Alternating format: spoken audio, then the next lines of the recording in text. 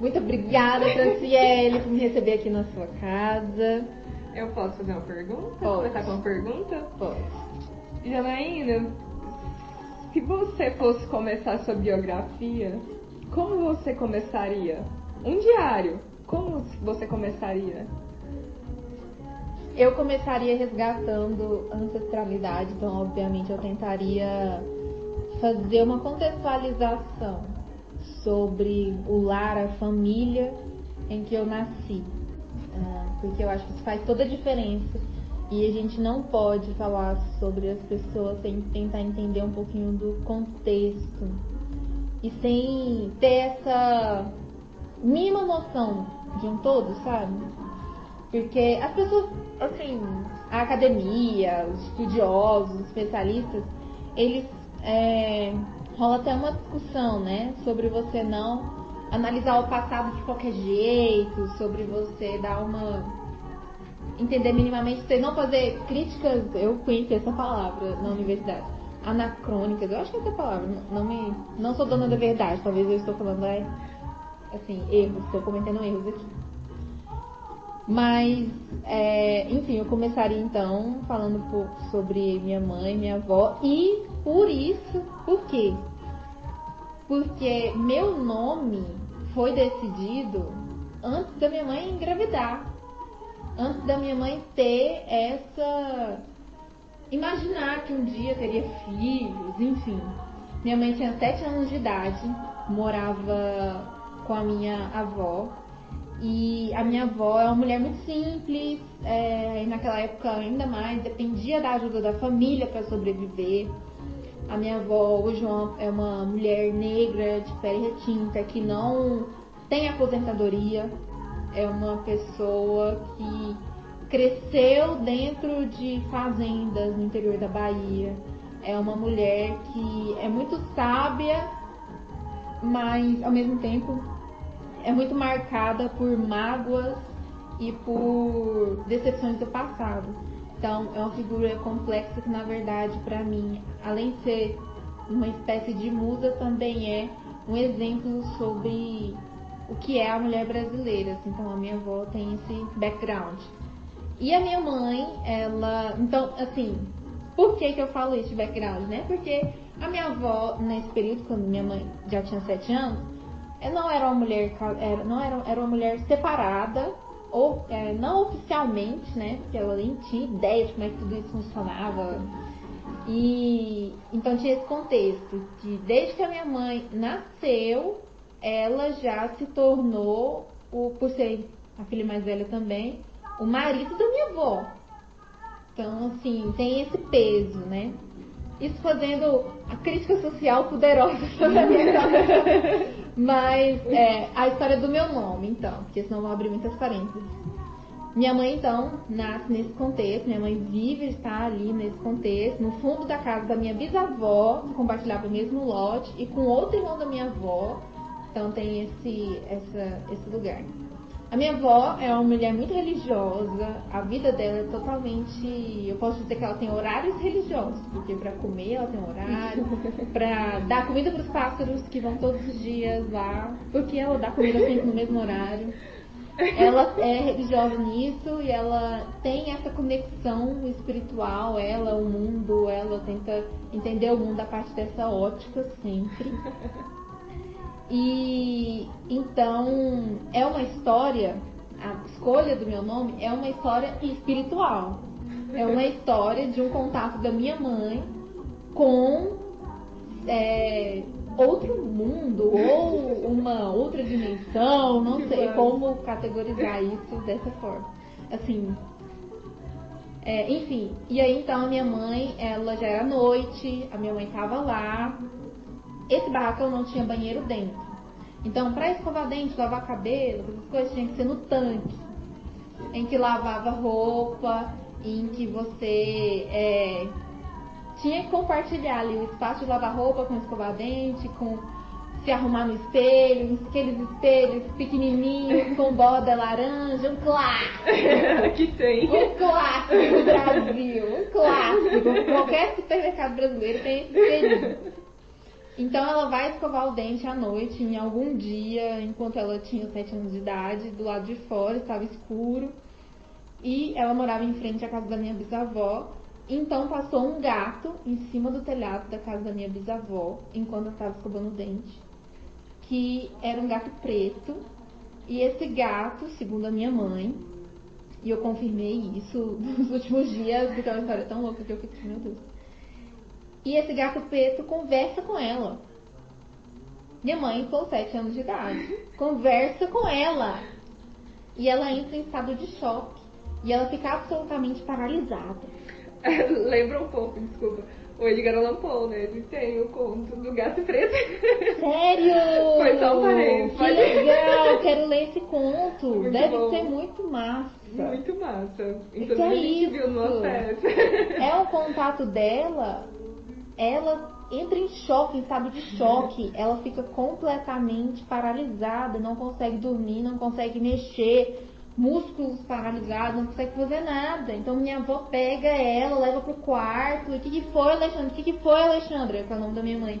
E minha mãe nada, minha mãe não fala, e parada, aquele olhar assim pra frente, paralisada, em choque. Pensa, uma criança, né, vendo, passando por esse tipo de situação, né? E não é comum, é o desafio da minha mãe, aos 7 anos de idade, De lidar, ser né? confrontada com um animal que começa a falar. E aí, a minha mãe, então, todo mundo vai dormir na casa, no barracão, tinha 3 quartos, assim, ainda quando eu nasci, eu cresci, fui criada, a minha avó ainda morava nesse barracão. Tenho lembranças das paredes chapiscadas ainda com cimento, aquele jeito bem brasileiro, assim, bem tipo... Dos cheiros também, né, gente? Eu acho que tem muito do cheiro também, das coisas. O chão desse barracão era de cera vermelha, então ainda tinha o lance da minha avó estar sempre encerando, E o pé vermelho. o pé vermelhinho, sabe? Tipo, todo esse ambiente, assim, periferia. E a minha mãe então tá no momento de dormir, até que uma mulher muito bonita, segundo a minha mãe, alta, entra no quarto e coloca ela no colo, e uma mulher assim numa paz, numa tranquilidade, e começa a acariciar ela, e começa a balançar ela, e ela dorme. E pronto, minha mãe no outro dia normal, tudo certo, contou pra minha avó, e aí continuou a viver a vida dela normalmente. Até que aos 17 anos de idade, 10 anos depois, quando minha mãe estava grávida de mim, minha mãe engravidou de mim aos 17, casou com meu pai também por causa disso. Ela estava numa viagem grávida de mim, acho que lá na Bahia, porque tanto a família do meu pai quanto da minha mãe são do interior da Bahia, inclusive quando eles se encontraram nessa loucura que é a jornada da vida, os parentes comentaram que já se conheciam, que eles eram vizinhos lá em Angical e Barreiras, que é uma das cidades do interior, assim, próximas à fronteira com Goiás, então é bem interior. Então, minha mãe tava nessa cidade, tipo, sei lá, vou dar uma referência, tipo Pirinópolis, bem interiorana, com uma arquitetura bem clássica, até que ela entra em uma das lojas de coisas que tinham muitos quadros pintados. E aí ela passou pela porta dessa loja, viu um quadro pintado, nesse quadro tinha uma mulher. Ela entrou nessa loja e ela quis saber que quadro era esse. E nesse quadro, o nome dessa mulher que estava pintada era Janaína. E essa mulher era a mulher da infância dela. Essa mulher é a pessoa que, quando ela teve um choque, ela foi totalmente acolhida por esse ser, essa pessoa que ela nunca viu na vida, mas que entrou lá só pra cuidar dela e pra dar esse suporte, não sei, psicológico, emocional, pra minha mãe conseguir viver a vida dela depois de um choque de um gato falar com ela. E falar mesmo, porque a gente sabe, né, que os gatos gritam na rua, mas não é, né? gato lá fazendo sua loucura de todas as noites. E então minha mãe decide nesse momento colocar o meu nome como Janaína, uma homenagem a esse ser que eu acho que ela já sabia que eu seria uma mulher que cuidou dela quando ela teve uma crise na infância. Então meu nome vem a partir disso. E quando a gente vai tentar buscar na internet ou conversar com especialistas sobre a origem desse nome Janaína, ele é totalmente relacionado a religiões afro-brasileiras. É um nome de uma das sereias de cachoeiras de água doce, porque a Iemanjá é de água salgada. E aí temos então Oxum como uma entidade africana, não tão afro-brasileira. A origem dela é africana e depois vem para esse universo afro-brasileiro, né? Que seria a deusa, a entidade das águas doces das cachoeiras. E Janaína é uma sereia. Então, mas em alguns lugares no Brasil, como a gente tem um sincretismo religioso assim, maluco, em que para a Igreja Católica entrar aqui e conseguir dominar a população e ter esse poder simbólico, psicológico, dominar não só mentes, mas corações também. Eles fizeram essas adaptações políticas, né? E aí no Brasil a gente tem um sincretismo religioso muito maluco, assim, muito não no sentido pejorativo, não me cancela. Mas tipo assim, a gente tem essa referência, sabe? Tipo, tem uma entidade afro-brasileira que tem o nome X, tem um santo que tem o nome Y, mas as funções e a história e a característica dessas duas coisas são a mesma. Então rola essa união, rola essa proximidade ali para conseguir penetrar, assim, conseguir mergulhar na população, enfim. Acho que eu me perdi agora, o que você tá falando? Eu acho que é um ótimo início de biografia, sabe? Olha só, já falei 1000 coisas. Eu já tô falando sobre o tópico 7.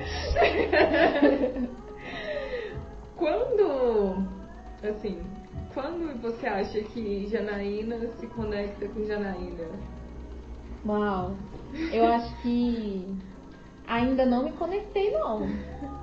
Eu faço terapia e eu incentivo e apoio esse tipo de apoio profissional em relação às nossas questões psicológicas, nossos sentimentos, porque a gente não tem inteligência emocional nas escolas, a gente não entende a si mesmo e a gente fica nessa crise existencial, nessa busca, procura, às vezes incentivada por consequências de um sistema que só valoriza posse, poder e dinheiro mesmo, assim, né? Em suma, capitalismo. Mas eu acredito que a gente precisa explicar o que exatamente significam as palavras, né? Então eu acho que é melhor citar exemplos. E eu acho que a Janaína ainda... A Janaína é Janaína ao mesmo tempo que não é Janaína. Porque eu sou quem sou agora. Assim, existem até alguns autores de livros que falam assim, só o agora é real. Só o agora é o que realmente existe. O tempo é uma construção humana, uma tentativa desesperada de tentar organizar algo que está fora do controle, que é a vida, a existência e essa puta vontade de entender o que é, onde estamos, o que somos. Gente, eu sou fascinada assim por histórias, por astronomia, por tipo entender, caraca, esses dias eu vi na internet que eles fizeram uma comparação entre estrelas, entre o Sol, que é do nosso sistema da Via Láctea, e entre um Sol de outra galáxia. E, véi, é absurdamente maior o Sol da outra galáxia. Primeiro eles começam o vídeo em uma comparação entre o planeta Terra e o Sol da Via Láctea. Depois eles colocam que é tipo, véia, absolutamente é uma punga e uma bola de tênis. Aí vem uma bola de basquete que é o sol da outra galáxia. Você fica assim, caralho, velho. O que eu sou tudo ao mesmo tempo, eu sou nada, tipo, ou seja, tipo, eu sou a luz das estrelas. A luz das estrelas. Eu sou. Nossa, é bem eu sou o medo de amar, né? Eu sou o medo de amar. Toca Raul Seixas, levanta pra Vamos gente. colocar você. Nossa. Jana, o que que... Ah, você quer fazer alguma pergunta?